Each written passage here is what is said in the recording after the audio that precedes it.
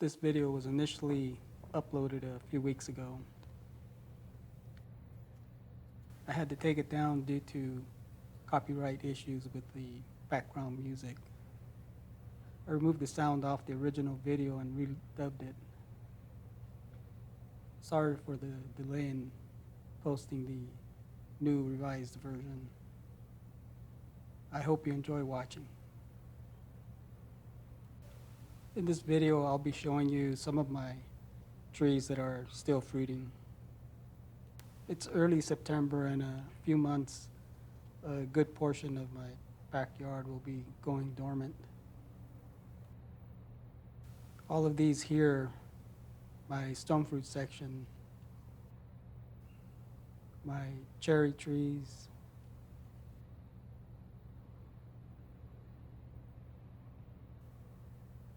these figs,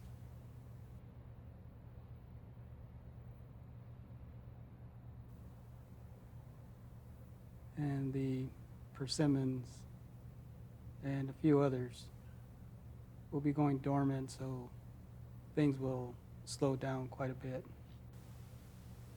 I still have a few trees that are flowering, and some are starting to put on more fruit. This Pitomba over here is still putting out some flowers. This is a slow-growing evergreen. It started to put out its first set of flower buds in late May. By early August, I started to harvest a small crop. Then in late August, I noticed it was starting to push out a second flush of flower buds. I'm guessing any fruit off the second blooms won't be ready for harvest until sometime around November. It will be much colder by then, so hopefully that won't affect the fruit development too much. This next one is my Barbados Acerola tree. I recently posted a video showing my first harvest off this tree. At the time, it had only produced a small amount of flower buds. Then in late August, shortly after posting that video, it produced a good amount of flower buds.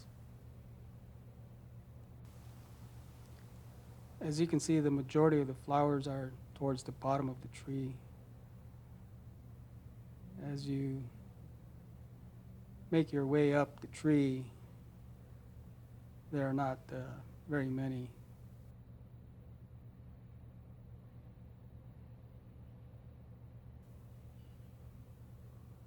Just a few.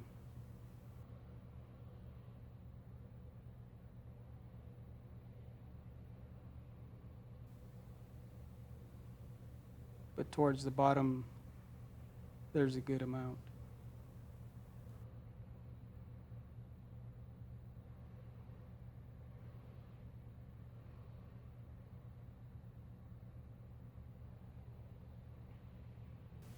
Up next is my Australian fingerling. I harvested the first fruit off this tree in mid-August. I didn't think the fruit was quite ripe at the time. I allowed the fruit to remain on the tree and continue to ripen. The fruit put on a little more growth since then, and it also started to push out some new flower buds. And it also put out some new growth. These leaves you see here recently developed, and they have good color and are healthy looking. This fruit here was harvested a few days ago. It was good size with a deep dark color all around. The first fingerling that was picked back in mid-August had some slight discoloration. This second one here is a deep dark color all around. Here's what it looked like on the inside. As for the flavor, this second one was slightly better. It's a little less sour than a lime. As I mentioned on my previous video, it's not a fruit I would eat straight off the tree. For me, I think it will go best served in a drink. I'm sure I'll find some dishes that will go well with it in time. Before I show you my next tree, I'd like to show you these watermelon plants. They were planted here late in the season, back in late July.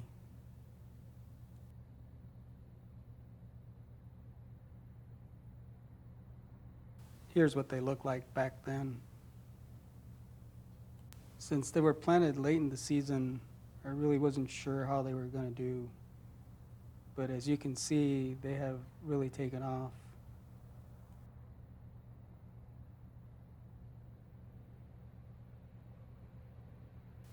And here's one of the first melons that started to develop.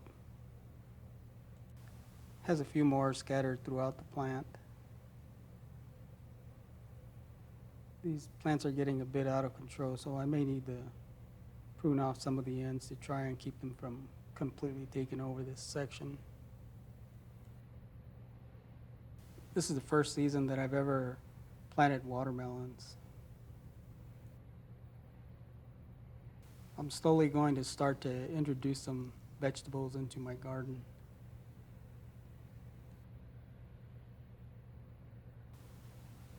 I also added some peppers. That's a poblano pepper. The small plant next to it is a Thai chili plant. A jalapeno plant.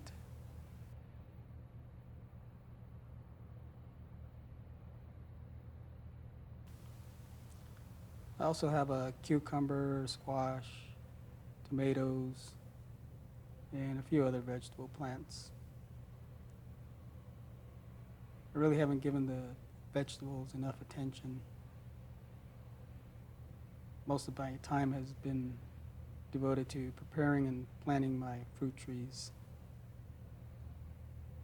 Next season, I should have more time to work on planting some more vegetables. I'm not going to plant too many. Basically, I'll just concentrate on what I already have and maybe add a couple more. I'm already busy enough maintaining my fruit trees, so I don't want to get too crazy with the vegetables. Okay, next is my strawberry tree. I also recently uploaded a video on this one. I decided to add it to this video because I wanted you to see just how well it's doing. It's been a real steady producer. I've been picking fruit off this since mid-August. I noticed that as soon as the berries on this tree turn red, they tend to fall off the tree fairly easily. I've been coming out here daily and picking them. It's a fast-growing tree, and the fruit tends to ripen fairly fast on it. Still has several on here and continues to push out flower buds. I'm really surprised I'm getting this much fruit. It's a young tree growing in a relatively small 5-gallon grow bag, but that doesn't seem to matter. I've already harvested several handfuls, and there's still about 40 to 50 on each of these branches with flower buds still forming. Next is my Little Miss Figgy tree. I've been picking fruit off of this one since early August as well. It put on a good crop and it still has a few left to pick. This other fig over here is my Black Mission fig. I only got about 10 figs off of it, but they were good size. I have a couple other fig trees that are just starting to develop fruit. This one here is my blackjack fig. There are a few figs starting to form.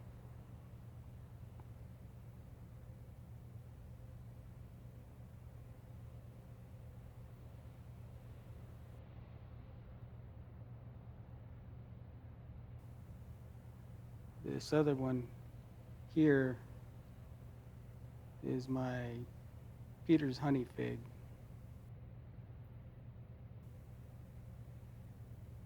This one has really put on a good amount of growth.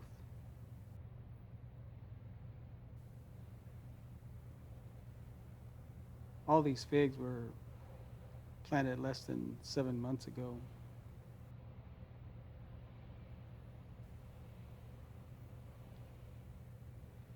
This one has put on the most growth, the Peter's honey, and it has several figs forming.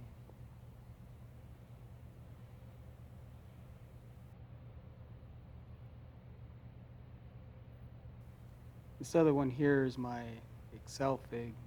It's put on the least amount of growth and there are no figs forming,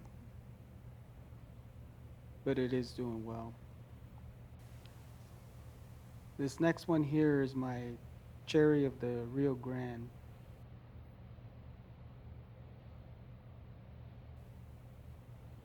I just uploaded a video on this one when it started to flower,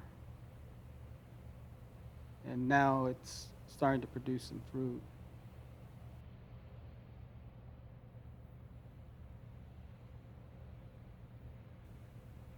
I've been harvesting a few off this tree for about the last week.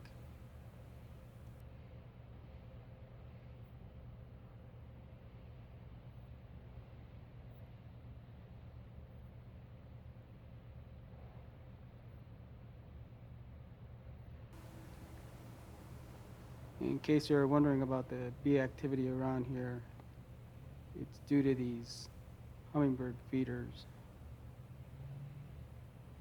I had a different type of feeder, but the birds took over it, so I decided to buy these, and now the bees have taken over these.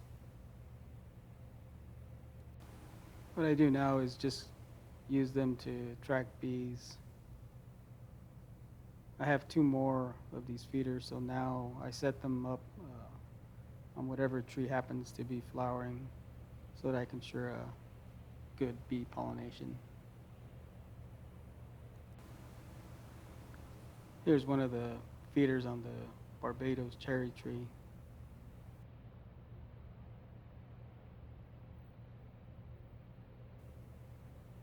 I placed the feeder here when I saw that the tree was starting to flower.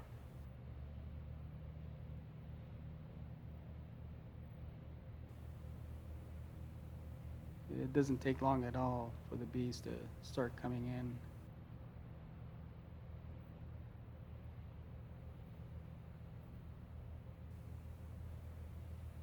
And as you can see, it's getting pretty busy with bee activity.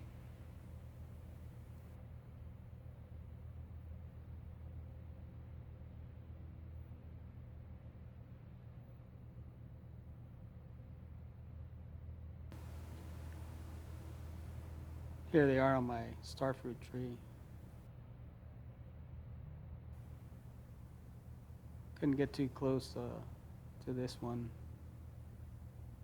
There was quite a bit of bee activity on this tree.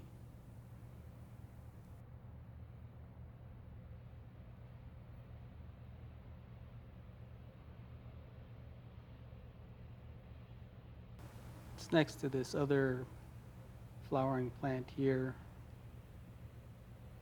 I'm not sure what variety it is, but it also gets quite a bit of bee activity.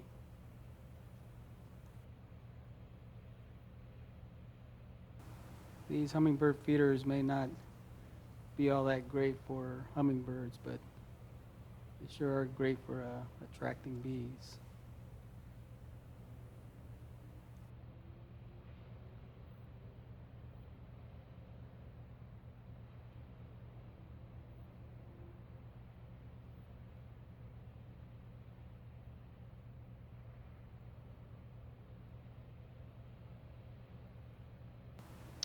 Okay, well, that will be it for this video. If you enjoyed watching, please give this video a thumbs up and consider subscribing. Until next time, stay safe, grow your own, and thank you for watching.